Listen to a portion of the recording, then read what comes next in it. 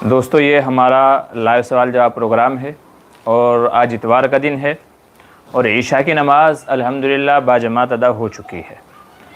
आज के इस प्रोग्राम में हर हफ्ते की तरह आप हज़रात की तरफ से जो सवाल जवाब आए हैं इंशाअल्लाह उनको हल करने की हम कोशिश करेंगे। प्रोग्राम को शुरू करने से पहले एक बात अर्ज़ कर दूं कि अगर आपने अभी तक के हमारा चैनल सब्सक्राइब नहीं किया है तो चैनल को सब्सक्राइब कर लीजिए। दूसरी चीज़ ये कि अल्हम्दुलिल्लाह अभी हमने उम्रा टूर एंड ट्रेवल्स का भी काम शुरू किया है। तो अगर आप में से हिंदुस्तान में से कोई भी हमारा भाई बहन अगर वो उम्रा करना चाहें तो एक बार हमें खिदमत का मौका ज़रूर दीजिएगा। इंशाअल्लाह रिजनेबल प्राइस में अच्छी सर्विस के साथ में इंशाअल्लाह उम्रे की सहूलियात आपको दी जाएंगी। तो अगर उम्रे के लिए आप रब्ता करना चाहें तो हमारा नंबर है 8923896749 8923896749। ये हमारा नंबर नोट कर लीजिए और कॉल पे व्हाट्सअप वगैरह पे आप मशवरा कर लीजिए। इंशाअल्लाह उसके बारे में आपको पूरी डिटेल्स आपको मुहैया करा दी जाएगी। ठीक है। तीसरी चीज़ ये है कि ऑल ओवर इंडिया अगर आपको ज़मज़म चाहिए, बहुत सारे हमारे हज़रात हैं जो अपने मरीज़ों के लिए, शिफा याबी के लिए, दूसरे मसलों के लिए ज़मज़म के लिए परेशान रहते हैं कि हमें कहीं से ज़मज़म मिल जाए। तो अगर आपको ज़मज़म चाहिए तो इंशाअल्लाह हम मंगवा के दे देंगे आपको, जो भी उसकी कीमत होगी वो आप दे दीजिएगा। ठीक है। तो ज़मज़म अगर किसी को चाहिए तो रब्ता कर लीजिए। उम्रा टूर एंड ट्रेवल्स के लिए अगर आपको सहूलत अच्छी चाहिए तो इंशाअल्लाह उसके लिए भी आप रब्ता कर लीजिए। चलिए आज का जो हमारा प्रोग्राम है उसको शुरू कर लेते हैं और देखते हैं कि हमारे भाई बहनों के क्या क्या सवाल जवाब हैं। आज का पहला सवाल हमारा ये है कि क्या बेवा औरत मेहंदी लगा सकती है या नहीं। बेवा औरत यानी जिसके शौहर का इंतकाल हो गया हो वो मेहंदी लगा सकती है या नहीं। देखें, जो इद्दत का ज़माना है, बेवा औरत यानी जिसके शौहर का इंतकाल हो जाए उसकी इद्दत 4 महीना 10 दिन है। तो इद्दत का जो ज़माना है उस ज़माने में औरत के लिए बनाव सिंगार मना है। इद्दत के ज़माने में बनाव सिंगार मना है। अलबत्ता जब ये इद्दत का ज़माना गुज़र जाए तो उसके बाद में औरत के लिए तमाम चीज़ें जायज़ हैं। बनाव सिंगार करना, मेहंदी लगाना, नए कपड़े पहनना, खुशबू इस्तेमाल करना, लाली पाउडर लगाना, जितने भी चीज़ें हैं वो सब के सब जायज़ हो जाती हैं इद्दत गुज़रने के बाद में। तो अगर आपका सवाल है इद्दत के ज़माने के ताल्लुक़ से तब तो मसला ये है कि सही नहीं है। और अगर आपका सवाल है इद्दत का ज़माना गुज़र चुका है अब क्या मसला है, तो उसका जवाब ये है कि अब जायज़ है। ये है हमारा आज का पहला सवाल। दूसरा सवाल जो एक भाई ने पूछा है वो कह रहे हैं कि मरहूम के ईसाले सवाब के लिए मछली दे सकते हैं या नहीं। अजीब सवाल है लेकिन बहरहाल पूछा है तो जवाब उसका ज़रूर दे देते हैं। और जवाब ये है कि देखिए, मरहूम के ईसाले सवाब के लिए जो भी माली इबादत की जाए अल्लाह तबारक व तआला उसे कबूल फ़रमाते हैं और उसका बदला उस मरहूम को पहुँचाते हैं, इनायत फ़रमाते हैं। उसके अज़ाबात में तख़फ़ीफ़ हो जाती है या तो रफ़ी दर्जात का ज़रिया बन जाती है। तो अब उसके ईसाले सवाब के लिए आप माली इबादत में चाहे किसी को रुपया पैसा दें, चाहे कपड़ा ख़रीद करके पहनाएं और चाहे किसी के घर में राशन भरवा दें, किसी के घर में गोश्त दिलवा दें। गोश्त ही में मसला आ जाता है, मछली का भी अगर आप किसी के घर में मछली दे दें, लीजिए जी ये मछली है, इसका सालन बना करके खा लीजिए, तो इंशाअल्लाह ये है कि उसका भी मरहूम को सवाब मिलेगा। तो ईसाले सवाब की जो भी शक्लें हो सकती हैं, जैसे मैंने बताया, रुपया पैसा देना, किसी को कपड़ा पहनाना, किसी के घर में राशन भरवाना, गोश्त किसी को देना, चाहे मछली हो या कुछ भी हो, तो ईसाले सवाब के जितने भी तरीक़े हैं इनमें से जो भी आप इख्तियार करेंगे तो मरहूम के नाम पे इंशाअल्लाह उसका ईसाले सवाब उसको पहुँचेगा, अल्लाह ताला कबूल फरमाएगा। ठीक है। और आज का हमारा तीसरा सवाल ये है जो एक भाई ने पूछा था कि जी थाना भवन ये किस इलाके में आता है। चूँकि मौलाना अशरफ अली थानवी जो उलमाए देवबंद में बड़े पाए के बुज़ुर्ग गुज़रे हैं तो उनका ताल्लुक़ जो वो थाना भवन से ही था। तो साथी का सवाल है कि थाना भवन किस इलाके में आता है। तो ये थाना भवन जो है वो शामली के इलाके में आता है। शामली, मुज़फ़्फ़रनगर, आपने ये नाम सुना होगा। तो शामली के इलाके में शामली डिस्ट्रिक्ट पड़ता है, उसी के अंडर में आता है थाना भवन। सिर्फ थाने नहीं हैं, थाने जो एरिया है वो तो मुंबई के अंदर है, तो सिर्फ थाने नहीं है बल्कि थाना भवन ये पूरा नाम है उसका, थाना भवन। तो ये शामली के अंडर में आता है। और आज भी वो हज़रत का वो आबाई घर, वो खानका और खानका के सामने कुआं, उस तरह की वो सारी पुरानी यादगारें हज़रत की मौजूद हैं। हमारे बहुत सारे भाई बहन जो ज़ियारत के लिए जाते हैं, ख़ास करके सहारनपुर जो हमारा शहर है उस इलाके में जब वो जाते हैं तो वहाँ के उलमा अकाबिर बुज़ुर्गान दीन के जो तबर्रुकात हैं तो वो उनकी जाकर के ज़ियारत करते हैं। उनके जो घर, खानकाहें वगैरह जो चीज़ें हैं उनके क़ायम किए हुए मदारिस मकातिब हैं तो उनकी ज़ियारत करने के लिए जाते हैं।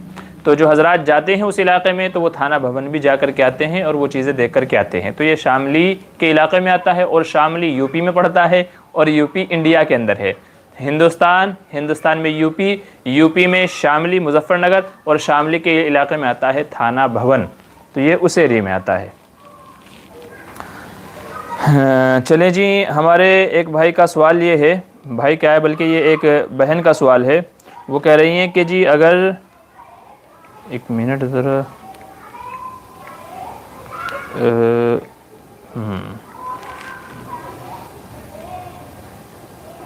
جی چلیے، ہاں تو یہ ہماری بہن کی طرف سے ایک سوال یہ ہے کہ جی اگر کوئی عورت طواف کر رہی ہو اور طواف کرتے ہوئے اسے ماہواری آ جائے تو اس کے لیے کیا حکم ہے؟ یہ مسئلہ عموماً پیش آتا ہے ان عورتوں کے ساتھ میں جو حج پہ ہوں یا عمرہ پہ ہوں، اور بہت ساری دفعہ یہ مسئلہ پیش آ جاتا ہے۔ کبھی تو ایسا ہوتا ہے کہ بھئی اعمال کو انجام دینے سے پہلے ہی ان کے ساتھ میں یہ واقعہ پیش آ جاتا ہے، اور کبھی کبھی یہ ہوتا ہے کہ طواف کر رہے ہوتے ہیں یا کوئی اور عمل کر رہے ہوتے ہیں تو اس دوران میں یہ واقعہ پیش آ جاتا ہے۔ تو سوال یہ ہے کہ جی اگر کبھی طواف کے دوران یا عمرہ کے لیے یہاں سے نکلے ہیں تو ماہواری آ جائے تو اس صورت میں کیا شکل ہوگی؟ پہلے میں مسئلہ آپ کو بتا دیتا ہوں طواف کا، جو کہ پوچھا گیا ہے، پرٹیکولر ایک خاص سچویشن کا پوچھا گیا ہے، تو میں پہلے اس کا بتا دیتا ہوں۔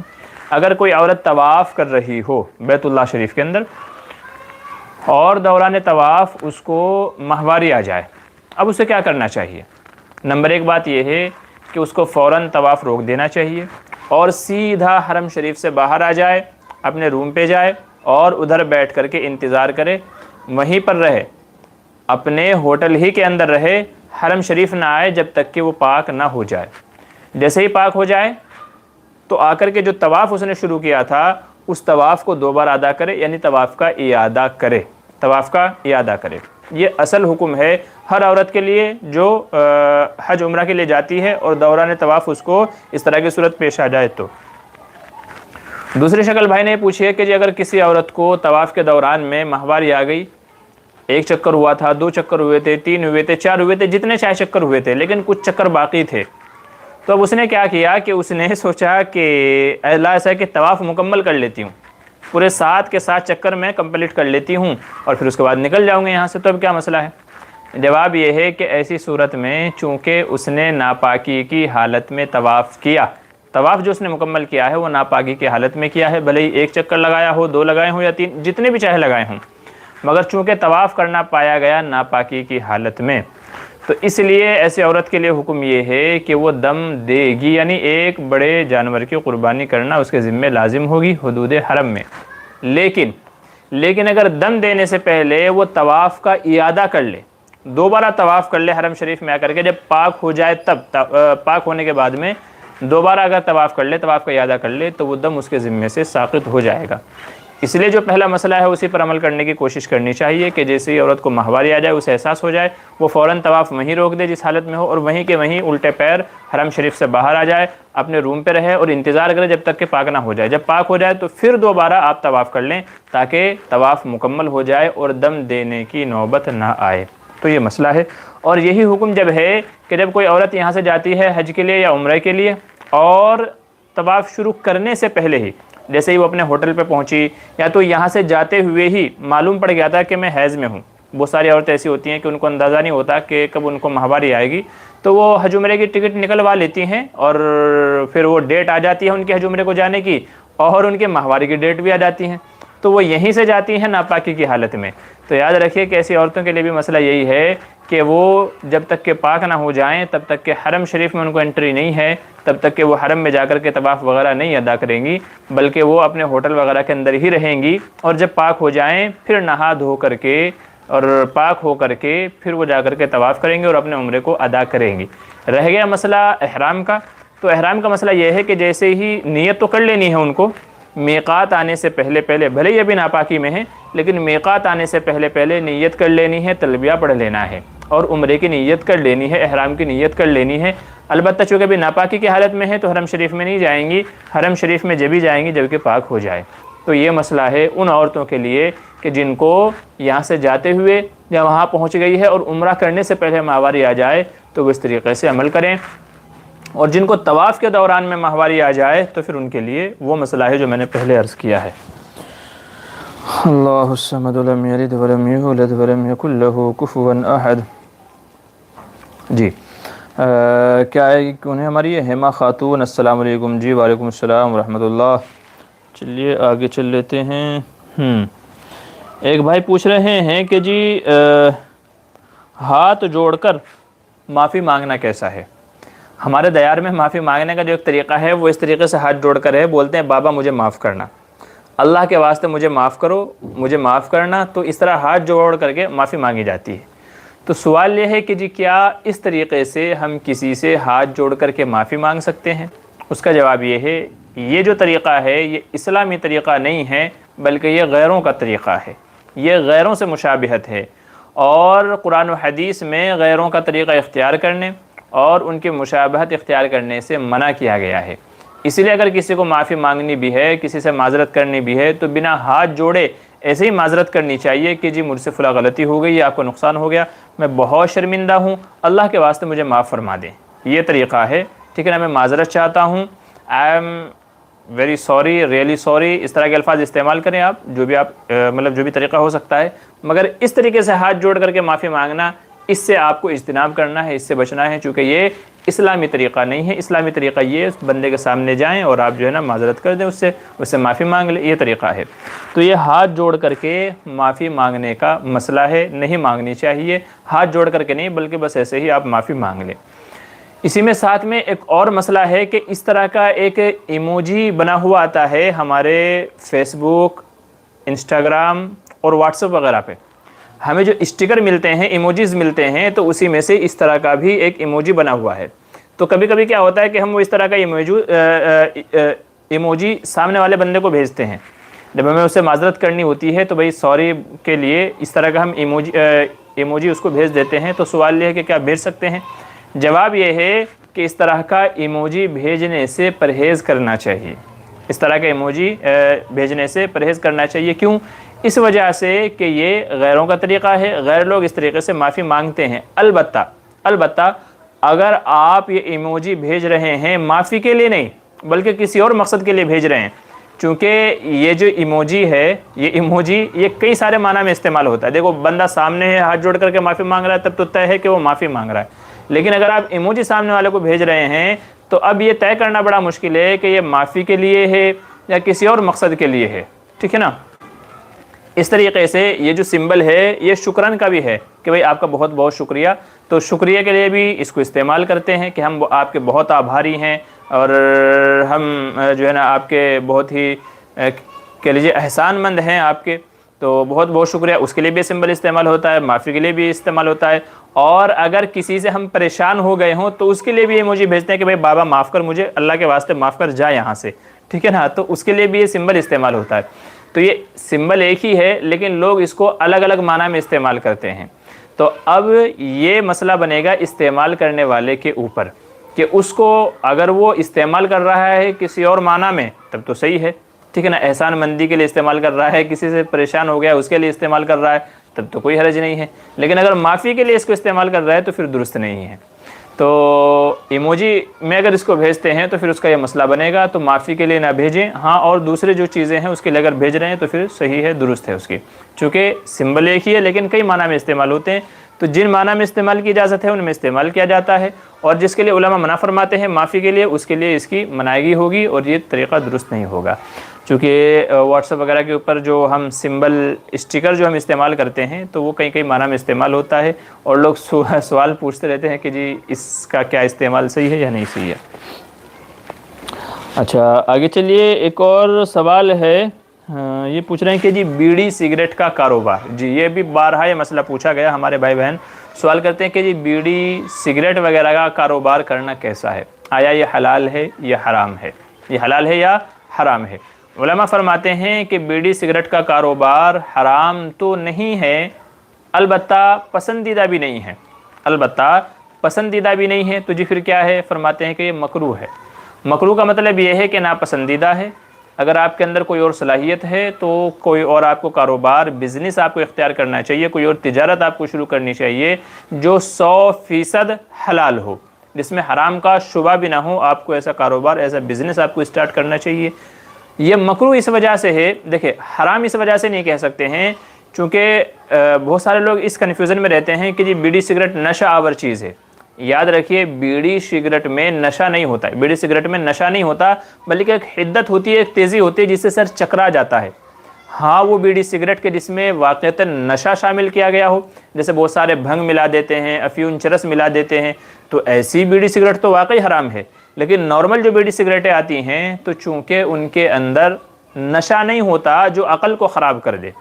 نشہ کیسے کہا گیا؟ جو عقل کو خراب کر دے، آدمی کو ہوش نہ رہے، پتہ نہ رہے کہ میں کون ہوں، کیا کر رہا ہوں، کہاں جا رہا ہوں، تو اس کو نشہ کہا جاتا ہے۔ اور اس کے بارے میں آپ صلی اللہ علیہ وسلم نے ارشاد فرمایا کہ ما اسکرا فقلیلہ وکثیرہ حرام، کہ جو نشہ پیدا کرے تو اس کی زیادہ مقدار بھی حرام ہے، تھوڑی مقدار بھی حرام ہے۔ لیکن بیڑی سگریٹ کے اندر جو تمباکو ہوتا ہے، اس تمباکو سے نشہ نہیں ہوتا بلکہ حدت اور تیزی آ جاتی ہے، دماغ چکرانے لگتا ہے، مگر نشہ نہیں ہوتا ہے۔ تو اس وجہ سے علماء فرماتے ہیں کہ ہم اسے حرام تو نہیں کہہ سکتے، چونکہ حرام کی جو دلیل ہے وہ اس پہ برابر فٹ نہیں ہو رہی ہے، وہ صادق نہیں آ رہی ہے، تو اس لیے اس کو حرام تو نہیں کہہ سکتے۔ البتہ اس کو جائز کہنے میں بھی تعمل ہے، اس لیے بیچ کا راستے کی اختیار کیا کہ اس کو مکروہ کہا۔ مکروہ کا مطلب یہی ہے کہ یہ ناپسندیدہ ہے، چونکہ بیڑی سگریٹ پیتے ہیں تو ایک طریقے سے دماغ میں حدت تیزی بھی آتی ہے، بری لت ہے، بری عادت ہے، منہ میں سے بدبو آتی ہے، آدمی بیڑی سگریٹ پیتا ہے پھر وہی منہ لے کر کے مسجد میں جاتا ہے، حالانکہ آپ صلی اللہ علیہ وسلم نے حدیث میں لہسن اور پیاز وغیرہ کچی کھا کر کے مسجد میں آنے سے منع کیا، چونکہ کچی لہسن یا پیاز کھائیں گے تو منہ میں سے بدبو آئے گی، جس سے لوگوں کو بھی تکلیف ہوگی، فرشتوں کو بھی تکلیف ہوگی۔ تو جو بندہ بیڑی سگریٹ پی کر کے آئے گا تو کیا اس سے لوگوں کو اور فرشتوں کو تکلیف نہیں ہوگی؟ ان کو بھی تکلیف ہوگی۔ بلکہ بعض علماء نے اس حدیث سے یہ مسئلہ استنباط کیا ہے اور اخذ کیا ہے کہ ہر ایسی چیز اور ہر ایسی بدبو کہ جس سے لوگوں کو تکلیف ہوتی ہو، حدیث میں مراد یہ ہے کہ کوئی بھی ایسی چیز کھا کر کے آنا منع ہے مسجد میں کہ جس سے بدبو آتی ہو، لوگوں کو تکلیف ہوتی ہو۔ لہذا بیڑی سگریٹ پینا اور پھر پی کر کے مسجد میں آنا تو چونکہ اس سے لوگوں کو تکلیف ہوگی، اس لیے علماء فرماتے ہیں کہ بیڑی سگریٹ پینے والے کے منہ سے بدبو آتی رہتی ہے، لوگ اس عادت کو پسند نہیں کرتے ہیں، تو اس وجہ سے علماء فرماتے ہیں کہ یہ کاروبار کیا ہے؟ یہ کاروبار کیا ہے؟ یہ مکروہ ہے۔ البتہ بیڑی سگریٹ کو بعض علماء نے حرام کا درجہ دیا ہے۔ بہت سارے ہمارے علماء وہ ہیں کہ جنہوں نے بیڑی سگریٹ کے کاروبار کو بھی اور اس کو بھی حرام کا درجہ دیا ہے، اور ان کی دلیل جو ہے نا وہ یہ ہے کہ جی اس میں فضول خرچی پائی جاتی ہے، فضول خرچی پائی جاتی ہے۔ بیڑی سگریٹ پینے والا دن بھر میں 50 100 روپے خرچ کر دیتا ہے بیڑی سگریٹ کے پیچھے۔ بیڑی سگریٹ پینے کی جس کو عادت ہے اس کو کھانے سے پہلے بھی چاہیے، کھانے کے بعد بھی چاہیے، چائے سے پہلے بھی چاہیے، چائے کے بعد بھی چاہیے، اس کو ہر موقع پر، یہاں تک کہ وہ ٹوائلٹ میں جائے گا تو جب تک کہ بیڑی کا کش نہیں لگا لے گا، سگریٹ کا کش نہیں لگا لے گا، جب تک کہ تمباکو رگڑ کر کے منہ میں نہیں ڈالے گا، چینی کھینی منہ میں نہیں ڈالے گا، تب تک کہ اس کو آؤٹ گوئنگ اس کی نہیں ہوگی، اس کو پریشر نہیں آئے گا، اس کی پوٹی نہیں ہوگی، تو یہ عادت اتنی خراب ہوتی ہے۔ تو بہرحال علماء فرماتے ہیں کہ چونکہ اس کے اندر فضول خرچی پائی جاتی ہے، روزانہ کا بندہ 50 روپیہ 100 روپیہ اس کے پیچھے خرچہ کر رہا ہوتا ہے، حالانکہ یہ کوئی آدمی کے زندہ رہنے کے لیے کوئی ایسی چیز نہیں ہے کہ بھئی ضروری ہو۔ کھانا پینا آدمی کے جینے کے لیے ضروری ہے، کہ اگر وہ نہیں کھائے گا تو مر جائے گا، تو بیڑی سگریٹ ایسی چیز نہیں ہے کہ اگر اس کو کھائے گا پیے گا نہیں تو بندہ مر جائے گا، تو اس لیے یہ لوازمات میں سے نہیں ہے، بلکہ یہ تو شوقیہ لوگ کرتے ہیں، پھر شوق سے آہستہ آہستہ عادت بن جاتی ہے، تو چونکہ یہ فضولیات میں سے، اس کے پیچھے فضول پیسہ اور وقت برباد ہو رہا ہے، اور قرآن کریم میں کہا گیا ان المبذرین کانوا اخوان الشیاطین، کہ جو فضول خرچی کرنے والے ہیں وہ شیطان کے بھائی ہیں، تو فضول خرچی حرام ہے۔ اس وجہ سے بعض علماء فرماتے ہیں کہ بیڑی سگریٹ کا کاروبار بھی یہ حرام ہے، بیڑی سگریٹ پینا بھی حرام ہے، تو وہ حرام کہتے ہیں اس دلیل کی وجہ سے۔ لیکن جمہور کا راج مسلک یہی ہے، چنانچہ آپ جو ہے نا فتاویٰ کی کتابیں اٹھا کر کے دیکھیں گے، یا آن لائن اگر آپ دارالعلوم وغیرہ کے فتاویٰ دیکھیں گے تو اس میں بھی یہ لکھا ہے کہ جی یہ مکروہ ہے، حرام تو نہیں ہے، البتہ صحیح طریقے سے حلال بھی نہیں ہے، مکروہ ہے۔ تو بہتر یہ ہے کہ آدمی بیڑی سگریٹ تمباکو وغیرہ کا کاروبار کرنے سے بچے۔ کیوں؟ کیونکہ اس کی وجہ سے بری عادتیں، بدبو والی عادتیں، اور اس کے پیچھے لا یعنی وقت بھی جاتا ہے، پیسہ وغیرہ بھی جاتا ہے، اس لیے علماء فرماتے ہیں کہ اس طرح کے کاروبار سے اور ایسی عادتوں سے بچنا چاہیے۔ کوئی اور اگر دوسرا کاروبار وہ کر سکتا ہے تو وہ کاروبار اس کو اختیار کرنا چاہیے، تو ایسا کاروبار اختیار کرنا چاہیے جس میں کوئی شک و شبہ نہ ہو۔ بہرحال لیکن اگر کسی کا صرف یہی کام کاج ہے، اسے کچھ اور آتا ہی نہیں ہے، ٹھیک ہے، تو پھر یہ ہے کہ بہرحال گنجائش تو علماء نے دی ہے، گنجائش تو علماء نے دی ہے، لیکن بچنا بہتر ہے، تقویٰ یہی ہے۔ جی آگے چلیے، اور ہمارا سوال ہے، ہاں جی اگلا سوال یہ ہے کہ جی رمضان میں، یہ رمضان کے تعلق سے سوال ہے کہ رمضان میں ہمارے یہاں جو نماز ہوتی ہے وہ افطاری کے کچھ وقت کے بعد میں ہوتی ہے۔ یہاں پہ دو مسئلے ہیں، ایک تو اذان کا مسئلہ ہے، ایک نماز کا مسئلہ ہے۔ ایک تو اذان کا مسئلہ ہے اور ایک تو نماز کا مسئلہ ہے۔ پہلے مسئلہ سن لیں کہ نماز کا کیا مسئلہ ہے۔ دیکھیں نماز کا مسئلہ یہ ہے کہ ہمارے ہند و پاک کے اندر عموماً ایسا ہوتا ہے کہ نماز وہ تھوڑی تاخیر سے ہوتی ہے۔ تو پہلا سوال تو یہ ہے کہ جی نماز کتنی دیری سے کر سکتے ہیں ہم افطاری کے وقت کے۔ جیسے افطاری کا وقت ہوا، مائک میں اعلان کر دیا جاتا ہے، اطلاع کر دی جاتی ہے لوگوں کے جی افطاری کا وقت ہو گیا، افطاری کر لیں۔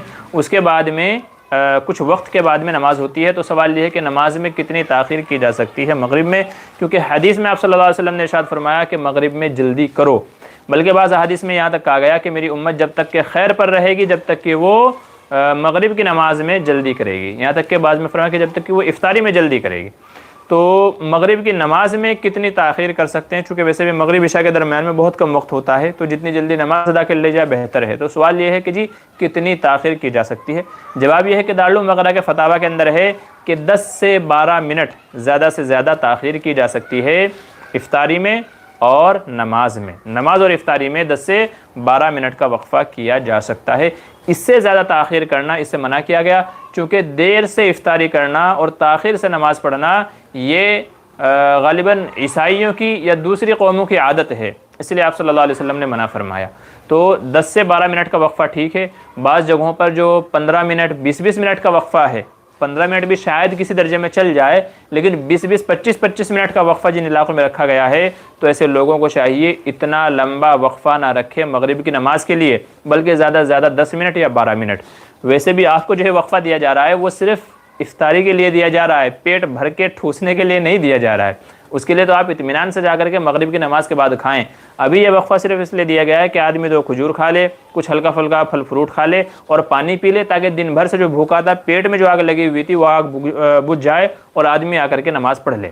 آپ کو صرف اتنا وقفہ دیا جا رہا ہے، اور اس کے لیے 10 سے 12 منٹ بہت ہوتے ہیں، کافی ہوتے ہیں، کیونکہ دسترخوان پہ تو ہم 10 منٹ پہلے سے بیٹھے ہوئے ہوتے ہیں، تو ادھر اذان مکمل بھی نہیں ہوتے، آدمی 2 کھجور کھا چکا ہوتا ہے۔ تو بہرحال جو یہ وقفہ ہے یہ صرف افطاری کے لیے ہے کہ پیٹ میں جو آگ لگی ہوئی ہے وہ آگ بجھ جائے، افطاری ہو جائے، سنت ادا ہو جائے، بس۔ اب اگر آپ اسی میں کھانا بھی کھانے لگیں کہ بھائی ابھی کھانا بھی کھا کے فارغ ہو جاؤں، تو پھر یہ پیٹ کے اوپر بھی ظلم ہے، اور پھر نماز بھی آپ کی لیٹ ہو جائے گی اور آپ کو دیر ہو جائے گی اور نماز آپ کی چھوٹ سکتی ہے۔ اس لیے 10 سے 12 منٹ کا وقفہ ٹھیک ہے۔ 15 منٹ یا 20 منٹ کا وقفہ رکھنا، یہ وقفہ رکھنا صحیح نہیں ہے۔ اگر کہیں کسی علاقے میں اس طرح کا رواج ہے تو اس کو چھوڑنا چاہیے، اسے ترک کرنا چاہیے۔ 10 سے 12 منٹ کا وقفہ زیادہ سے زیادہ رکھنا چاہیے۔ یہ مسئلہ تو ہے نماز کا کہ نماز کتنے تاخیر سے کی جا سکتی ہے۔ دوسرا مسئلہ یہ ہے کہ جی اذان کا کیا مسئلہ ہونا چاہیے۔ جیسے ہی افطاری کا وقت ہوا فوراً اذان دے دینا چاہیے کہ اذان بھی 10-12 منٹ کے بعد دینی چاہیے۔ تو اس کا جواب یہ ہے کہ اس سلسلے میں بہتر یہ ہے کہ اذان فوراً دے دینی چاہیے۔ جیسے ہی افطاری کا وقت ہوا ہے تو فوراً اذان دے دینی چاہیے۔ اذان اس وجہ سے دے دینی چاہیے کہ جیسے ہی اذان دے دی جائے گی تو سبھی لوگوں کو معلوم پڑ جائے گا کہ جی افطاری کا وقت ہو گیا ہے۔ افطاری کا وقت ہو گیا ہے تو سب کو معلوم پڑ جائے گا، اور چونکہ اذان ہو گئی ہے تو اس لیے لوگ گھروں سے جلدی مسجد میں جانے کی فکر کریں گے کہ بھئی اذان ہو گئی ہے، اب پتہ نہیں کب جماعت کھڑی ہو جائے۔ ورنہ جب تک کہ اذان کی آواز نہیں آئے گی تب تک کہ لوگ کھاتے رہیں گے کہ جی ابھی تو اذان ہی ہو رہی ہے، اتنا اذان ختم ہوگی میں پہنچ جاؤں گا، ٹھیک ہے۔ تو وہ غفلت کا سبب بن سکتا ہے۔ اس لیے اس سے بہتر یہ ہے کہ جیسے ہی افطاری کا وقت ہو فوراً اذان دے دینی چاہیے، تاکہ سب لوگوں کو اطلاع بھی ہو جائے اور لوگوں کو فکر بھی پیدا ہو جائے کہ بھئی جلدی سے مسجد میں پہنچ جاؤ، ورنہ ہو سکتا ہے کہ آپ کی نماز چھوٹ جائے چونکہ اذان ہو چکی ہے۔ تو یہ 2 مسئلے ہیں، اچھے طریقے سے ذہن نشین کر لیں، اور رمضان میں خاص کر کے جو مسجد کے ذمہ دار ہیں وہ اپنے علاقوں میں اس طرح کا نظم بنائیں جو بھی میں نے آپ کے سامنے عرض کیا ہے۔ اچھا آگے چلیے۔ ہما خاتون السلام علیکم۔ وعلیکم السلام ہو گیا ہے۔ سلیم خان کیا کہہ رہے ہیں؟ ثانیہ شیخ السلام علیکم مفتی صاحب، میرے سر کے بال بہت جھڑ رہے ہیں، آپ کچھ بتائیے اور میرے لیے دعا کیجیے، اللہ مجھے شفا عطا فرمائے۔ جی بھی جو بھی مسئلہ ہے آپ کا، اللہ تعالیٰ آپ کو مکمل صحت یابی اور شفا عطا فرمائے۔ دیکھیں شاید مجھے یاد پڑتا ہے کہ کسی ویڈیو میں نے اس کے لیے ایک نسخہ بتایا تھا، اور اب کون سی ویڈیو میں وہ تو مجھے بھی یاد نہیں ہے، آپ ایک بار جا کر کے چیک کر لیجئے گا۔ ہمارے جو وظائف کی جو لسٹ ہے اس میں انشاءاللہ کوئی نہ کوئی وظیفہ ہوگا اس میں، ٹھیک ہے۔ نہیں ہے تو انشاءاللہ میں جلدی ہی اس کے اوپر بھی ایک مسئلہ ریکارڈ کروں گا، اور کیا کیا طریقے ہو سکتے ہیں وہ میں آپ سے عرض کروں گا۔ فی الحال صرف آپ کے لیے ایک مشورہ یہ ہے، فی الحال صرف آپ کے لیے مسئلہ یہ ہے کہ اگر آپ کے بال جھڑ رہے ہیں تو آپ یہ طریقہ اپنا کر کے دیکھیں جو کہ مجرب ہے، یعنی کئی ساری ہم نے بہنوں کو بتایا تو ان کو الحمدللہ فائدہ ہوا.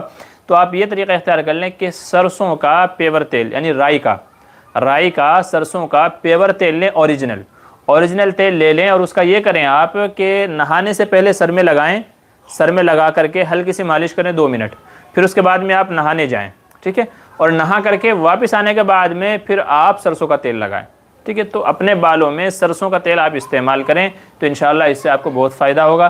جو بال جھڑ رہے ہیں، ٹوٹ رہے ہیں، انشاءاللہ ان سے بھی آپ کو فائدہ اور افاقہ ہوگا، اور آگے بھی نہ جھڑیں اس کے لیے بھی انشاءاللہ، اور بال کی گروتھ بھی اس سے ہوگی انشاءاللہ. تو بال آپ کے گرو بھی ہوں گے اس سے، اور جھڑنے سے بھی محفوظ رہیں گے، ٹھیک ہے. اور بعض ہمارے جو تجربہ کار ڈاکٹر وغیرہ ہیں وہ بتاتے ہیں کہ جی پیاز کا عرق رس نچوڑ لیا جائے، اور پیاز کا یعنی کاندے کا وہ عرق اور رس نچوڑ کر کے اس کو آپ بالوں میں لگائیں، اور بالوں سے جو ہے اس سے مالش کریں، اور پھر اس کے بعد میں جا کر کے آپ نہا لیں. تو آپ یہ دونوں طریقے دیسی طریقے ہیں، نقصان ان کا کچھ نہیں ہے، سائیڈ ایفیکٹ کچھ نہیں ہے، ٹھیک ہے. جو دیسی نسخے ٹوٹکے ہوتے ہیں ان کا سب سے کہہ لیجیے آپ سیو پوائنٹ یہی ہے کہ اس سے نقصان نہیں ہوتا ہے. یہ جو دوائیاں ہوتی ہیں ہومیوپیتھک اور یہ فلاں ہوتی ہے تو ان کے سائیڈ ایفیکٹ ہوتے ہیں، مگر اس طرح کے جو ٹوٹکے ہوتے ہیں عموماً ان کا نقصان نہیں ہوتا ہے. تو آپ جو ہے نا پیاز کا رس عرق جو ہے سر میں لگا لیں، اور یا تو جو میں نے پہلا طریقہ بتایا کہ سرسوں کا تیل نہانے سے پہلے مالش ہلکی سی کا جو ہے کر کے جائیں، پھر نہا لیں، اور پھر اس کے بعد میں آ کر کے واپس سرسوں کا تیل لگا لیں. تو یہ دونوں طریقے یا ایک طریقہ آپ اپنا کر کے دیکھیں انشاءاللہ، پھر کیا رزلٹ رہے گا مجھے بتائیے گا، ٹھیک ہے، تاکہ اگر فائدہ مند ہوا، آپ کو فائدہ ہوا تو میں دوسرے بہن بھائیوں سے اس کو شیئر کر سکتا ہوں، ٹھیک ہے. اور انشاءاللہ اس سلسلے میں کیا وظیفہ ہے وہ بھی میں آپ کو انشاءاللہ شیئر کروں گا، ٹھیک ہے. آگے چلیے. صوفیہ اور کیا کہہ رہے ہیں کہ تلاتل تاسوی میں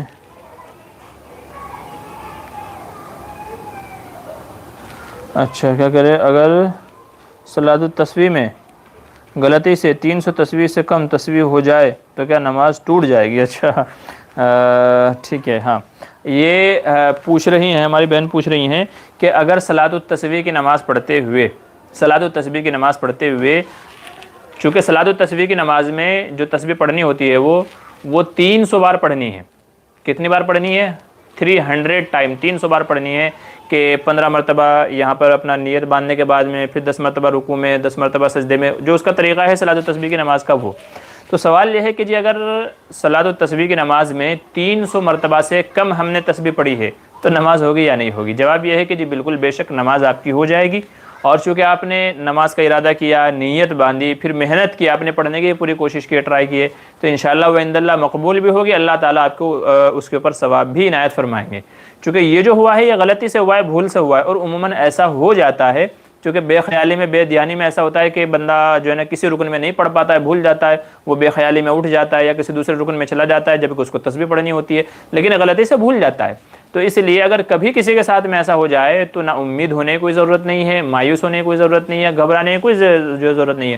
آپ کی نماز بھی ہو گئی ہے، نہ نماز میں سے کوئی خرابی آتی ہے، ٹھیک ہے. نماز بھی آپ کی کمپلیٹ اور کامل و مکمل کہلائے گی، اور انشاءاللہ ثواب بھی اللہ تبارک و تعالیٰ آپ کی نیت کی بدولت اس پر پورا آپ کو ثواب عنایت فرمائیں گے.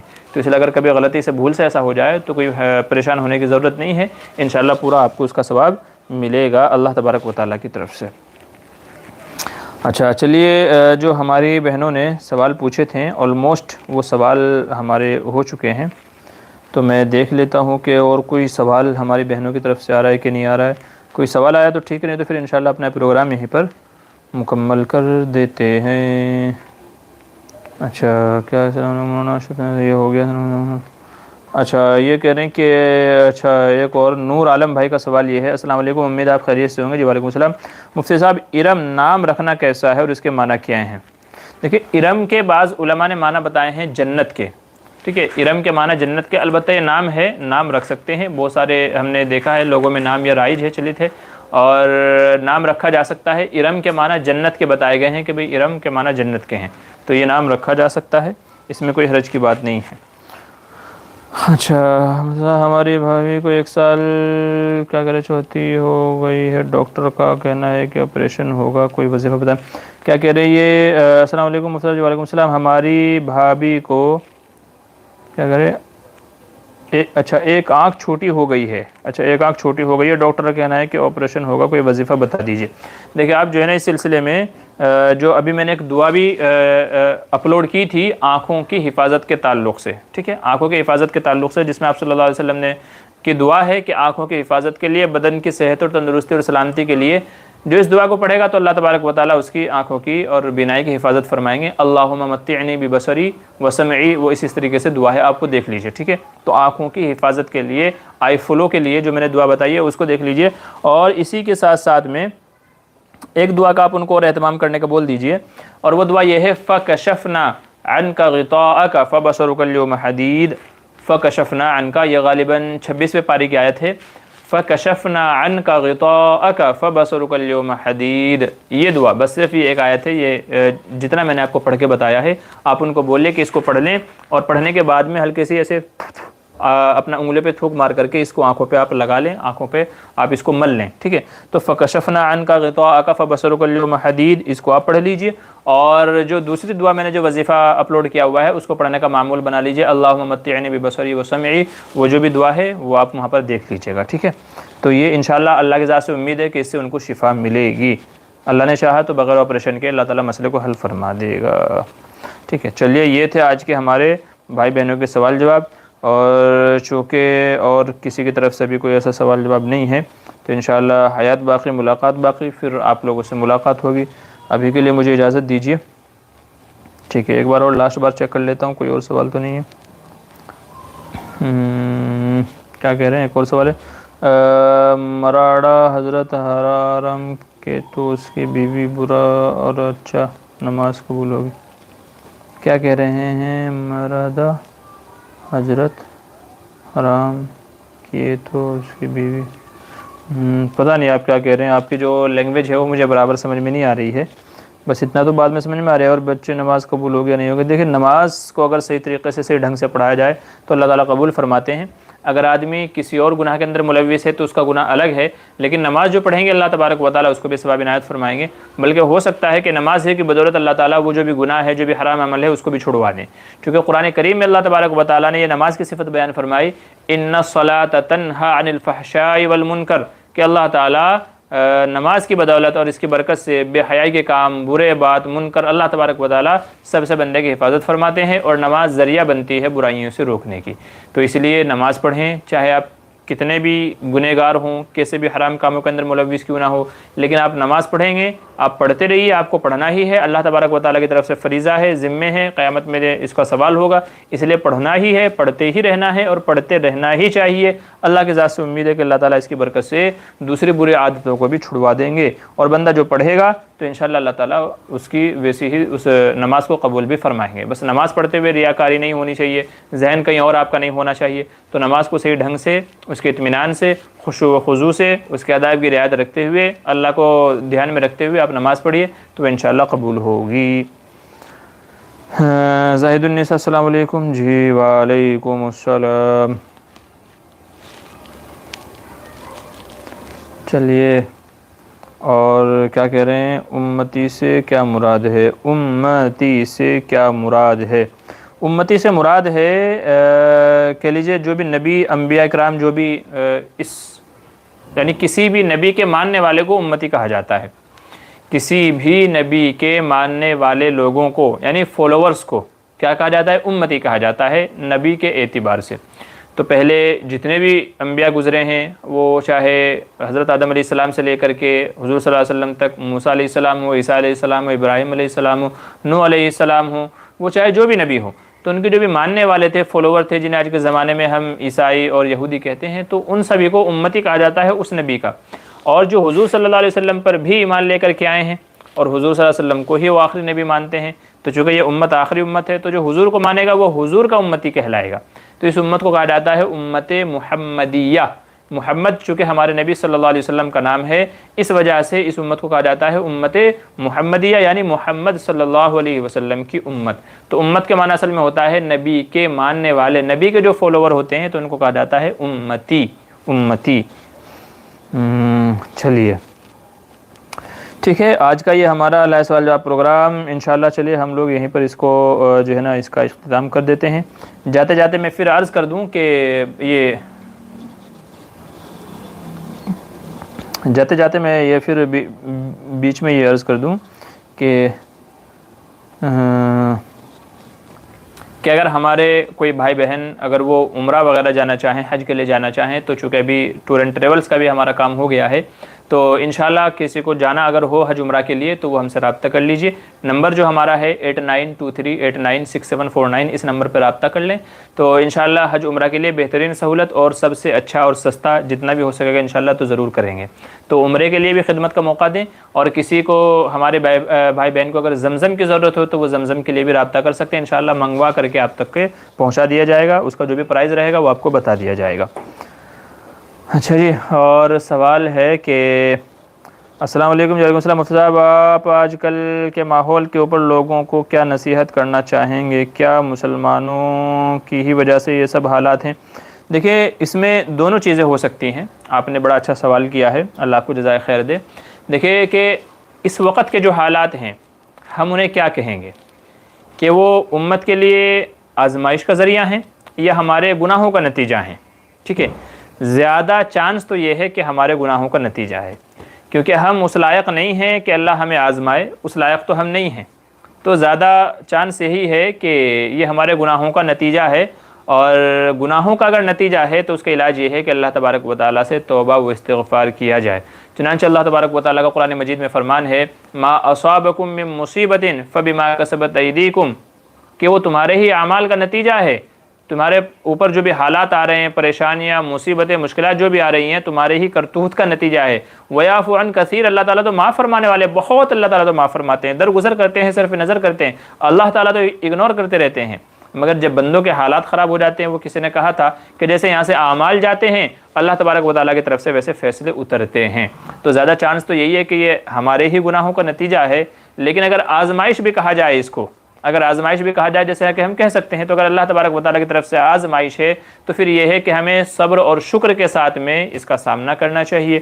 جو صبر کرے گا اللہ تبارک و تعالیٰ کی مدد اس کے ساتھ ہے، ان اللہ مع الصابرین قرآن کریم میں کہا گیا، اور شکر بھی کریں کہ بہرحال اللہ تعالیٰ نے ابھی بھی جس حال میں رکھا ہے وہ بہت بہتر ہے، بہت بہتر ہے۔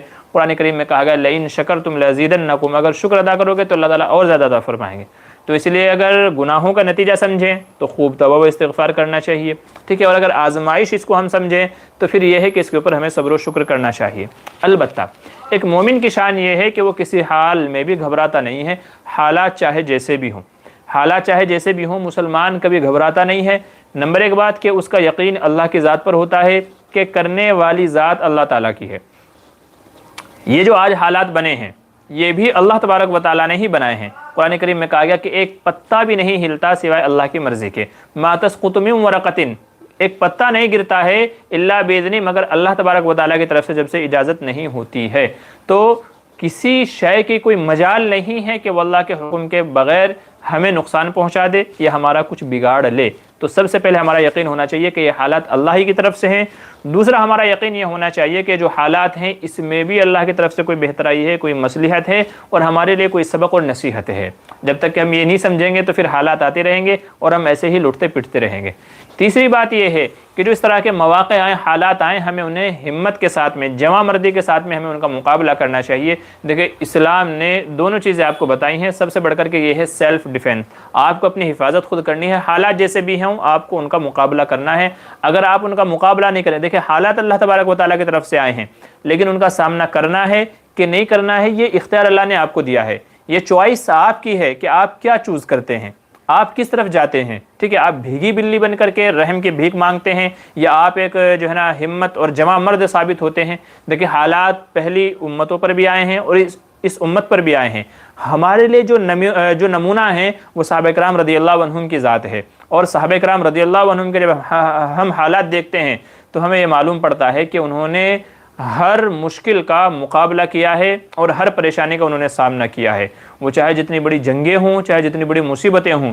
اس لیے آج ہمیں ضرورت ہے کہ ہم میں سے ہر کوئی عمر فاروق رضی اللہ عنہ ہو، ہم میں سے ہر کوئی علی ہو، ہم میں سے ہر کوئی حسین ہو، ہم میں سے ہر کوئی حسن ہو، ہم میں سے ہر کوئی امیر معاویہ ہو، اور ہم میں سے ہر کوئی صلاح الدین ایوبی بنے۔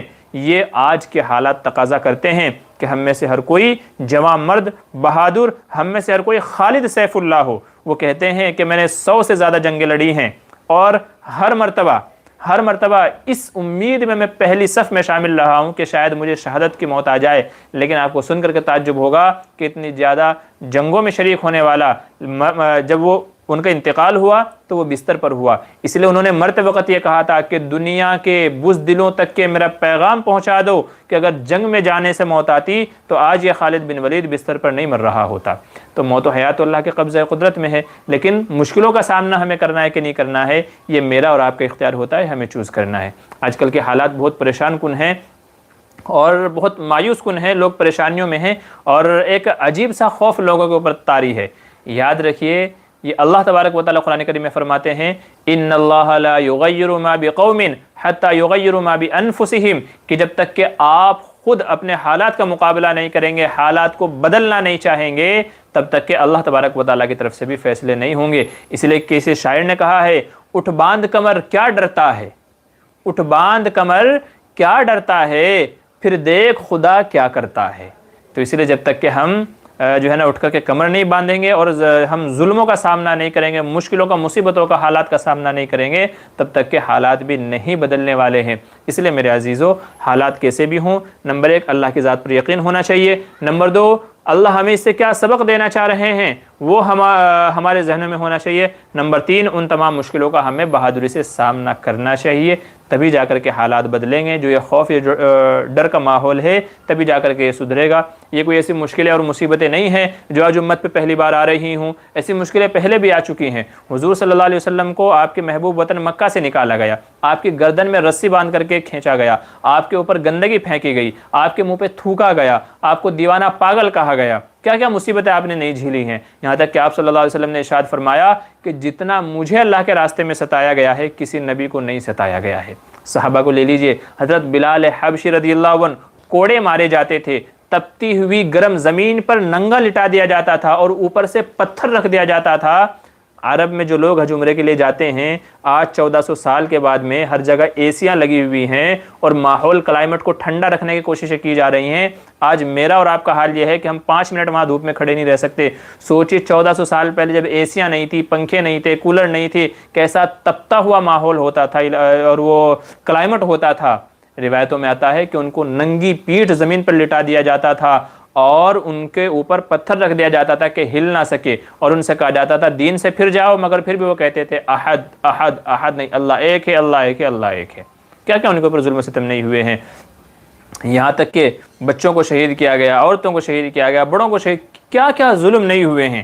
تو یہ مصیبتیں کوئی پہلی بار نہیں آئی ہیں امت پہ، اس سے پہلے بھی مصیبتیں آئی ہیں، لیکن ہمارے آباء و اجداد، ہمارے اسلاف، ہمارے اکابر، ہمارے صحابہ کا طرز یہ رہا ہے کہ انہوں نے ہمیشہ ہمت اور جواں مردی کے ساتھ میں مشکلوں کا مقابلہ کیا ہے۔ تو ہمیں بھی انہی کے نقش قدم پر چلنا ہے۔ تو جیسے اللہ تعالیٰ نے ان کے لیے حالات کو سازگار کر دیا تھا، اللہ نے دنیا لا کر کے ان کے قدموں میں رکھ دی تھی، فتح و کامیابی، نصرت جیسے ان کی ہو گئی تھی، اللہ تعالیٰ ویسے ہی دنیا کو ہمارے سامنے بھی جھکائیں گے۔ اس وقت کی سپر پاور کسرا، روم، آج کا اٹلی، جتنی بڑی طاقتیں تھی، اللہ تبارک و تعالیٰ نے سب کو ان کے قدموں میں جھکا دیا، چونکہ ان کو اللہ کے ذات پر یقین تھا، انہوں نے جواں مردی ہمت کے سامنے تمام مشکلوں کا سامنا کیا۔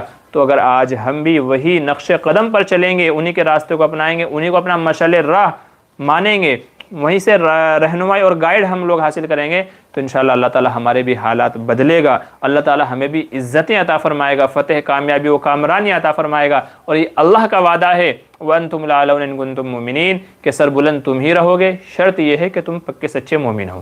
تو پہلے اپنا دل ٹٹول لیں کہ واقعتاً میں پکا سچا مومن ہوں کہ نہیں ہوں، پھر جو چیزیں میں نے آپ کو بتائی ہیں اللہ کی ذات پہ یقین رکھتے ہوئے، حالات کا مقابلہ کرتے ہوئے، اس سے نصیحت عبرت حاصل کرتے ہوئے، دعاؤں کا اہتمام کرتے ہوئے، صحابہ کرام رضی اللہ عنہم کی زندگی کو پڑھتے ہوئے، سمجھتے ہوئے آپ حالات کا مقابلہ کیجئے، تو دیکھیں اللہ تبارک و تعالیٰ کیسے فتح و کامیابی آپ کو عطا فرماتا ہے۔ تو بہرحال حالات آج کل کے اگرچہ مایوس کن ہیں اور پریشان کن ہیں، لیکن پریشان ہونے کی ضرورت نہیں ہے۔ اللہ ولینا، اللہ مولانا، اللہ ہمارا دوست ہے، اللہ یہ ہمارا ولی ہے، تو انشاءاللہ اللہ تعالیٰ حالات بھی بدلے گا۔ تو یہ ہے ہماری نصیحت آج کے بھائیوں کے لیے۔ اچھا، اور کیا پوچھ رہے ہیں؟ انٹرسٹ کے پیسے کسی انٹرسٹ کا پیسہ جو ہے نا وہ صرف مسلمان ہی کو دے سکتے ہیں، تو مسلمان ہی کو دینا چاہیے۔ اب وہ چاہے کسی غریب مسلمان بچے کی شادی میں دی جائے، کسی کے کسی اور تقاضے کسی اور حالات کے اوپر دیے جائیں، تو وہ صرف مسلم کو ہی دینے چاہیے، غیر کو نہیں دینے چاہیے، ٹھیک ہے۔ تو جو انٹرسٹ کا پیسہ ہے وہ مسلمان ہی کو دینا چاہیے، وہی اس کا مستحق ہے اور اسی کی مدد ہونی بھی چاہیے۔ بھائی اپنے بھائی کی کہتے ہیں نا کہ پہلے اپنے بھائی کی خبر لو، پہلے اپنے لوگوں کی خبر لو، تو پہلے اپنے میں تلاش کرو، ان کو دو، ان کی معاونت کرو۔ تو غیر اگرچہ وہ انٹرسٹ کا پیسہ ہے، سود کا پیسہ ہے، لیکن پھر بھی اپنے بھائی کے پاس جانا چاہیے پہلے، تو پہلے اپنے بھائی کی ہیلپ کرو، اس کی مدد کرو۔ تو علماء فرماتے ہیں کہ اصل یہی ہے کہ جو بھی اس طرح کا مال ہے وہ مسلمان کے اوپر صدقہ ہونا چاہیے، اسے مسلمان کی مدد ہونی چاہیے۔ شمشاد فاطمہ السلام علیکم۔ جی وعلیکم السلام۔ جی چلیے اجازت دیجیے چلتے ہیں، اور چونکہ آج جو ہے نا سوال جو بھی تھے ہمارے وہ سارے کے سارے ہم عرض کر چکے ہیں۔ جو ہمارے بھائی بہن بعد میں شامل ہو رہے ہیں ان سے گزارش ہے کہ وہ پہلے سے ہمارے پروگرام کو سن لیجیے، بہت سارے سوال جواب ہمارے ہوئے ہیں۔ آفیشیل السلام علیکم ورحمۃ اللہ وبرکاتہ۔ خیریت سے مفتی صاحب؟ جی وعلیکم السلام، اللہ کا احسان ہے، بڑی دیر کر دی، مہربان آتے آتے ابھی آ رہے ہیں جبکہ ہمارے پروگرام کو پونا گھنٹہ ہو چکا ہے، ٹھیک ہے۔ تو چلیے بس ابھی تو میں آپ لوگوں سے اجازت لوں گا، انشاءاللہ حیات باقی تو ملاقات باقی۔ کیا کہہ رہے ہیں کہ مفتی صاحب اس طرح کہنا کیسا ہے کہ اللہ کے یہاں دیر ہے اندھیر نہیں ہے؟ ہاں ایک جملہ یہ بھی تھا، اللہ کے یہاں دیر ہے اندھیر نہیں۔ جی آپ نے صحیح سوال کیا ہے، چونکہ ابھی ایک ویڈیو کے اندر میں نے خود بھی یہ جملہ استعمال کیا تھا کہ اللہ کے یہاں دیر ہے اندھیر نہیں۔ دیکھیں اللہ کے یہاں دیر ہے اندھیر نہیں، یہ جملہ اس وقت بولا جاتا ہے کہ جب کوئی کسی کے اوپر ظلم کرے اور ظالم کو کوئی سزا نہ ملے، جب ظالم کو اس کے ظلم کی سزا نہ ملے تب یہ بدلہ یہ جملہ بولا جاتا ہے، یا کوئی کسی کے ساتھ میں غلط کرے، کسی کا حق مارے، کسی کو ستائے، جو بھی اس طرح کے معاملے ہیں، ٹھیک ہے نا، جسے آپ آسان الفاظ میں کہہ لیجیے ظلم۔ تو جب ظالم کو فوری طور پہ سزا نہیں ملتی ہے تو اس وقت تسلی کے لیے یہ الفاظ بولے جاتے ہیں کہ اللہ کے یہاں دیر ہے اندھیر نہیں۔ تو سوال یہ ہے کہ ایسا جملہ بولا جا سکتا ہے یا نہیں، تو اس کا جواب یہ ہے کہ دیکھیں اس میں علماء کی دو رائے ہیں۔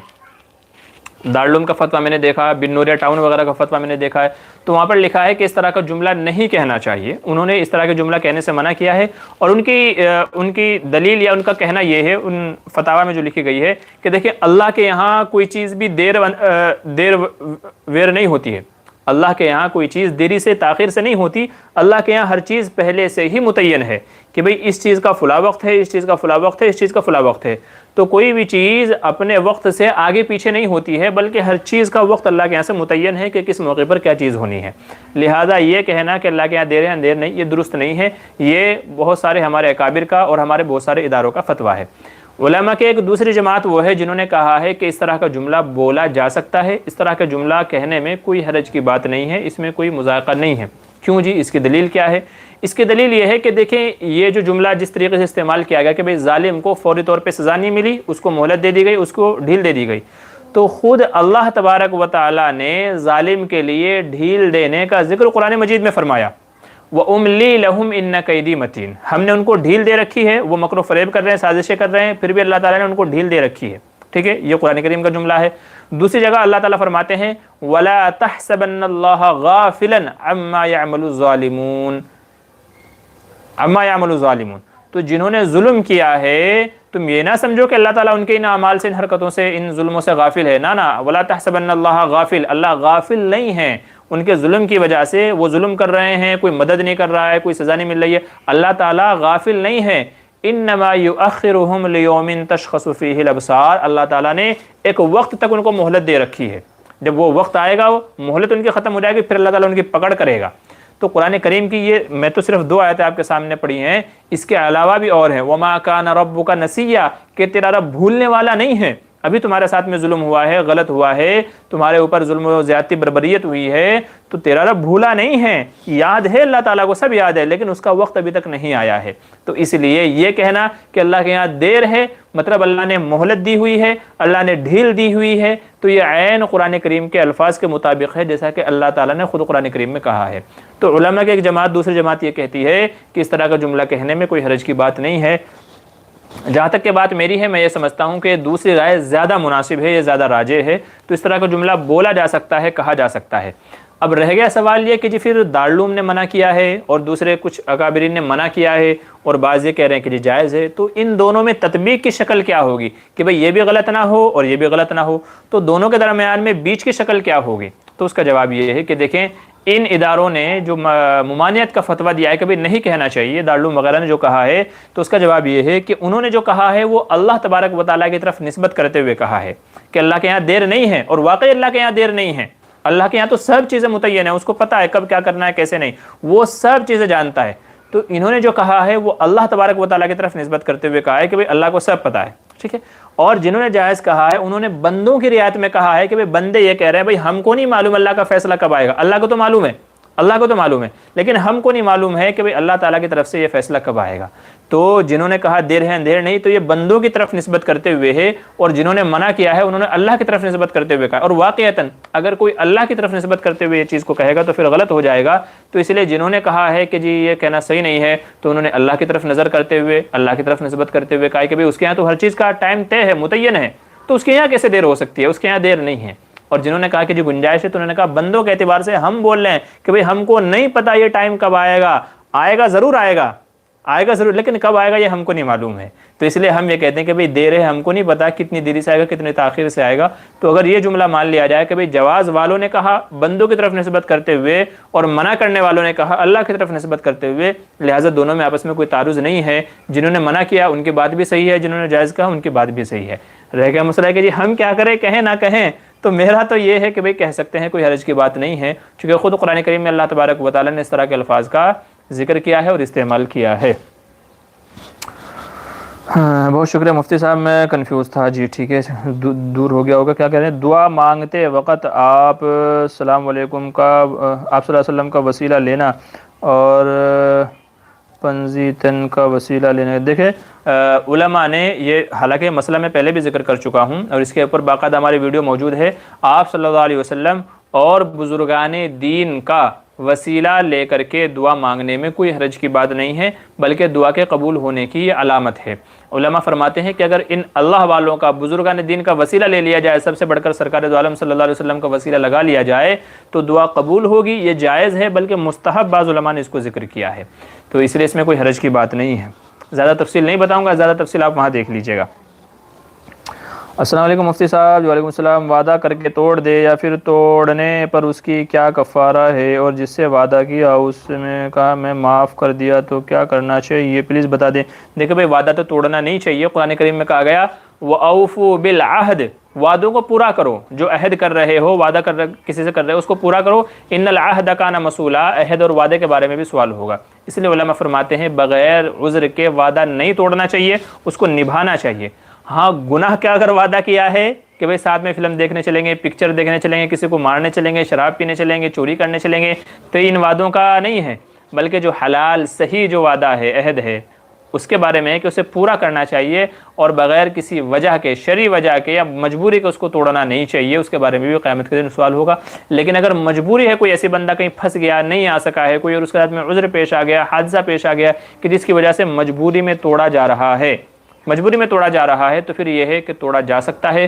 بس یہ ہے کہ سامنے والے سے معافی مانگ لے کہ بھئی معاف کرنا، میں نہیں آ سکا ہوں، میرے پاس عذر تھا، عذر بھی بتا دیں تو وہ انشاءاللہ معاف کر دے گا۔ جیسے آپ کہہ رہے ہیں کہ بھئی اس نے معاف کر دیا، تو اگر وہ معاف کر دیتا ہے تب تو کوئی مواخذہ ہے ہی نہیں، تب تو کوئی حرج ہی نہیں ہے۔ سامنے والا کہتا ہے ارے ہاں یار چل ہوتا ہے، کوئی بات نہیں، چلتا ہے، ٹھیک ہے۔ تو کوشش یہی کرنی چاہیے کبھی وعدوں کو پورا کریں، لیکن اگر کسی وجہ سے نہیں کر پائیں تو سامنے والے سے معافی مانگ لینی چاہیے، ٹھیک ہے۔ جی اب آپ کی بات سمجھ گیا، شکریہ، جزاک وقت دیں، جی شکریہ، بہت شکریہ، اللہ وسلم۔ لائٹنگ کیا کہہ رہے ہیں؟ لائٹنگ میں مزہ نہیں آ رہا ہے۔ جی لائٹنگ میں مزہ نہیں آ رہا ہے، ہاں تھوڑا سا یہ جو پیچھے کا جو حصہ ہے نا، اصل میں آج ہم نے جو پیچھے کا جو گھر کا جو بیک گراؤنڈ ہے نا، اس کو تھوڑا سا چینج کر دیا ہے۔ ہر بار جو لائس والجاب کرتے تھے وہ دوسرے ڈائریکشن میں کرتے تھے، آج تھوڑا الگ ڈائریکشن میں کیا، وجہ کچھ اور تھی، وہ آپ لوگوں کو ابھی یہاں نظر نہیں آئے گی، انشاءاللہ کسی اور ویڈیو میں آپ کو دکھاؤں گا۔ اصل میں اوپر کے حصے میں جو ہے نا، یہاں جو آپ کو ابھی نظر نہیں آ رہا ہے، اس میں کچھ پینٹنگز لگی ہوئی ہیں، ٹھیک ہے، تو میں چاہ رہا تھا کہ وہ تھوڑا سا اس کا لک اچھا آ جائے، لیکن ابھی یہ میں لائیو کر کے بیٹھا تو وہ آ ہی نہیں رہی ہے، اوپر سے کچھ دکھ ہی نہیں رہا ہے، تو اس لیے جو آپ کہہ رہے ہیں کہ مزیداری نہیں آ رہی ہے تو وہ ٹھیک ہے۔ تو خیر انشاءاللہ کوئی بات نہیں ہے، کبھی ایسا کبھی ویسا چلتے رہنا چاہیے۔ اصل مقصد پیچھے کا بیک گراؤنڈ وغیرہ نہیں ہے، وہ لائٹنگ شائٹنگ نہیں ہے، اصل مقصد یہ ہے کہ آپ لوگوں کے سوالات حل ہو جائیں، تو وہ انشاءاللہ ہو رہے ہیں، لوگوں کو فائدہ ہو رہا ہے تو بات ختم، ٹھیک ہے۔ اور کیا کہہ رہے ہیں، ابوشن کا کفارہ کیا ہے؟ ابوشن بھائی اللہ سے معافی اور توبہ استغفار ہی ہے۔ ابوشن یعنی جو بچہ گرا دیتے ہیں، حالانکہ نہیں کرنا چاہیے، چونکہ وہ ننھی سی جان ہے، اس کو بھی جینے کا حق ہے، اسے بھی دنیا میں آنے کا حق ہے، اللہ ہی دیتا ہے۔ جن کے یہاں نہیں ہے ان سے تڑپ پوچھیے۔ ہمارے یہاں بہت سارے لوگ ایسے ہیں کہ جن کے یہاں صرف بیٹیاں ہیں، وہ پریشان ہے کہ یار اللہ کوئی بیٹا دے دے، اور جن کے یہاں بیٹے ہیں وہ پریشان ہیں کہ اللہ تعالیٰ کوئی بیٹی دے دے، ٹھیک ہے؟ تو یہ لوگ اس طریقے سے پریشان ہیں۔ تو بعض لوگ وہ بھی ہیں کہ جن کے یہاں ہے ہی نہیں، وہ یوں پریشان ہے کہ اللہ کچھ تو دے دے، لڑکا دے دے یا لڑکی دے دے، وہ اس وجہ سے پریشان ہے۔ کمال کے لوگ ہوں گے یار، بڑے دل جگر کا ان کا مطلب ہمت ہے ان کی کہ جن کو اللہ اولاد دے اور پھر وہ ابوشن کرا دیں، جن کے یہاں حمل ٹھہر جائے، بچہ ہونے والا ہو، بچی اور وہ اس کا ابوشن کرا دے، بڑا دل جگر گردے کا کام ہے واقعی، اور یہ واقعی بہت غلط حرکت ہے، ایسا نہیں کرنا چاہیے۔ قرآن کریم میں بھی اس سے منع کیا گیا، اور حدیث مبارکہ کے اندر بھی اس کو منع کیا گیا کہ پہلے زندہ درگور بچوں کو کر دیا کرتے تھے، پیدا ہونے کے بعد میں مار دیا کرتے تھے۔ ابھی تو یہ ہے کہ ان کو پیدا ہی نہیں ہونے دیا جاتا، ان کو دوائیاں کھلا کر کے اور دوسری آپریشن وغیرہ کے ذریعے سے اس طریقے سے صفائی کرا دی جاتی ہے کہ ان کا نام و نشان بھی نہیں رہتا۔ یار اللہ کے بندے، اس کی کیا غلطی تھی؟ کیا اسے دنیا میں آنے کا حق نہیں تھا؟ کیا اسے جینے کا حق نہیں تھا؟ قرآن کریم میں کہا گیا وَإِذَا الْمَوْءُودَةُ سُئِلَتْ بِأَيِّ ذَنبٍ قُتِلَتْ، یہی بچی، یہ جو ابوشن کرایا ہے، جس حمل کو گرا دیا گیا ہے، یہ قیامت کے دن سوال کرے گی میرا کیا گناہ تھا، مجھے کس گناہ کی سزا دی گئی، مجھے دنیا میں کیوں نہیں آنے دیا گیا، مجھے کیوں زندہ رہنے نہیں دیا گیا؟ تو یہ بچی سوال کرے گی قیامت کے دن۔ تو بڑے دل جگر گردے کا کام ہے کہ جو لوگ ایسا ابوشن کرا دیتے ہیں۔ بہرحال یہ گناہ ہے، نہیں کرانا چاہیے۔ روزی کا مالک اللہ ہے، اللہ نے دیا ہے، وہی آگے اس کی بھی زندگی بھر کفالت بھی کرے گا، وہی کھلائے گا پلائے گا، سب کچھ اس کے یہاں نظام طے ہے۔ آپ نے بیچ میں پڑھ کر کے ابوشن کرا کر کے غلط کام کیا، گناہ کیا۔ رہے گا مسئلہ ہے کہ یہ کفارہ کیا ہے، تو جتنا بھی آپ رو کر کے گڑ گڑا کر کے اللہ سے توبہ و استغفار کر سکتے ہیں کیجئے۔ اللہ کی ذات سے امید ہے کہ وہ معاف فرما دے، اور آئندہ کبھی بھی اس طرح کی حرکت نہ کریں، کبھی بھی اس طرح کا گناہ آپ نہ کریں، اور اللہ سے رو کر کے معافی مانگیں۔ میں نے ایک دو نہیں، دسیوں لوگوں کے، واللہ دسیوں لوگوں سے میں نے یہ سنا ہے، جب ان کے یہاں کافی زمانے تک کے ان کے یہاں اولاد نہیں ہوئی ہے، تو خود ان کی بتا یہ ہے کہ مفتی صاحب میں نے ایک موقع پہ مجھے بچہ نہیں چاہیے تھا تو میں نے حمل گرا دیا تھا، میں نے ابوشن کروا دیا تھا، شاید اس کی سزا ہے کہ 6 سال ہو گئے، 4 سال ہو گئے، 8 سال ہو گئے، 10 سال ہو گئے، آج تک ہمارے یہاں کوئی دوسری اولاد پیدا نہیں ہوئی ہے، یا تو اولاد ہی پیدا نہیں ہوئی ہے، پہلا بچہ جلدی نہیں چاہیے تھا۔ ایک بڑا عجیب ٹرینڈ ہمارے یہاں چل پڑا ہے کہ جی شادی کے 4 سال 5 سال انجوائے کرو، خوب انجوائے کرو، 4-5 سال تک بچہ بچی نہیں چاہیے۔ میاں بیوی یہ کہتے ہیں جی ہمیں جانا ہے، گھومنا ہے، پھرنا ہے، یا وہاں مزے کریں گے، بچے کو کون ساتھ میں لیے پھرے گا؟ تو ہمیں بچہ نہیں چاہیے، یہ عجیب ٹرینڈ چل پڑا ہے کہ جی بچہ نہیں چاہیے، 4 سال تک کے 5 سال تک کے بچے ہی نہیں کرتے ہیں کہ جس کی ذمہ داریاں کون اٹھائے گا، کون دودھ پلائے، کہیں آئیں گے نہیں، جائیں گے نہیں، کہیں کچھ وہ نہیں کر پائیں گے۔ تو اس کی وجہ سے کیا ہوتا ہے کہ وہ ابوشن کروا دیتے ہیں، ابوشن کروا دیتے ہیں۔ یار کیا کر رہے ہو، کتنا بڑا جرم کر رہے ہو، تم کو نہیں معلوم ہے؟ جن کے اولاد نہیں ہے ان سے جا کر کے پوچھو کہ وہ کیسے پریشان ہیں۔ تو بہرحال جو ہے نا، پھر اس کی سزا کبھی کبھی اس طریقے سے ملتی ہے کہ یا تو اولاد ہوتی نہیں ہے، ہمیشہ کے لیے عورت بانجھ ہو جاتی ہے، پھر کبھی اس کے یہاں اولاد نہیں ہوتی، اور یا تو کبھی کبھی ایسا ہوتا ہے کہ اولاد ہوتی ہے مگر بڑی دیر سے ہوتی ہے، بڑی تاخیر سے ہوتی ہے، 8-8 10 سال ایسے گزر جاتے ہیں، اور کبھی کبھی اس طریقے سے اس کو سزا ملتی ہے کہ اگر اولاد ہوتی ہے تو ہینڈی کیپ پیدا ہوتی ہے۔ تو اللہ کی سزا دینے کے بہت سارے طریقے ہیں، بہت سارے طریقے سے اللہ تعالیٰ سزا دیتا ہے۔ تو اس لیے جتنا بھی رو کر کے اللہ سے خوب توبہ و استغفار کریں، گڑ گڑا کر کے، اور جو بھی ہو سکے آپ اس کے اوپر صدقہ خیرات بھی کر دیں، جو بھی آپ کی ہمت و استطاعت ہو، تو امید یہ ہے کہ اللہ تعالیٰ اس گناہ کو معاف فرما دے گا۔ تو یہ مسئلہ ہماری بہن نے جو پوچھا ہے ابوشن کا، یہ اس کا ہے۔ ٹھیک ہے، چلیے ہمارے پروگرام کو 1 گھنٹہ ہو گیا ہے، اجازت دیجیے، حیات باقی ملاقات باقی، انشاءاللہ پھر اگلے ہفتے ملاقات ہوگی۔ تب تک کے لیے آپ سوال تیار رکھیے، اور جو ہماری پوسٹ جو کمیونٹی میں ہم ڈالتے ہیں اس میں بھی آپ سوال ڈال سکتے ہیں، ٹھیک ہے، تاکہ پہلے سے میں اس کی تیاری کر لوں۔ چلیے اجازت دیجیے، السلام علیکم ورحمۃ اللہ وبرکاتہ۔